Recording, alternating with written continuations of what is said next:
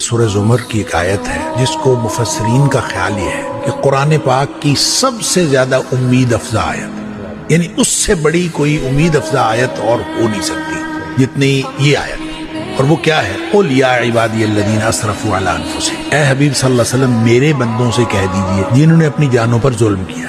اب دیکھیں اس میں طرز تخاطب بھی عجیب ہے اللہ تعالیٰ کی طرف سے، سبحان اللہ، میرے بندوں سے۔ اب انہوں نے اپنی جانوں پر ظلم کیا ہے، وہ گناہ کیے بیٹھے ہیں، اور اللہ تعالیٰ فرماتا ہے میرے بندے ہیں۔ اچھا، ان سے کہہ دیجئے کیا لا تقنطوا من رحمت اللہ، اللہ کی رحمت سے مایوس نہ ہو۔ کیوں نہ مایوس ہو؟ ان اللہ یغفر الذنوب جميعا، اللہ تعالیٰ سارے کے سارے گناہ معاف کر دے گا۔ کیوں معاف کر دے گا؟ انہ هو الغفور الرحیم، بے شک وہ ہے ہی بہت بخشنے والا اور ہمیشہ رحم کرنے والا۔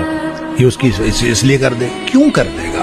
اس لیے کر دے گا کہ تمہیں ایک کام کرنا پڑے گا، وَأَنِيبُوا إِلَىٰ رَبِّكُمْ وَأَسْلِمُوا لَهُ، تم ایسے کرو کہ تم اپنے رب کی طرف جھک پڑو، وَأَسْلِمُوا لَهُ، اور اپنے آپ کو اس کے سامنے سبمٹ کر دو، اپنا آپ اس کے سپرد کر دو۔ اگر یہ ایک کام انسان نے کرنا ہے کہ اپنے آپ کو اپنے اللہ کے سپرد کر دے، تو پھر وہ سارے گناہ معاف کر دے گا، پھر مایوس ہونے کی کیا بات ہے؟ صحیح۔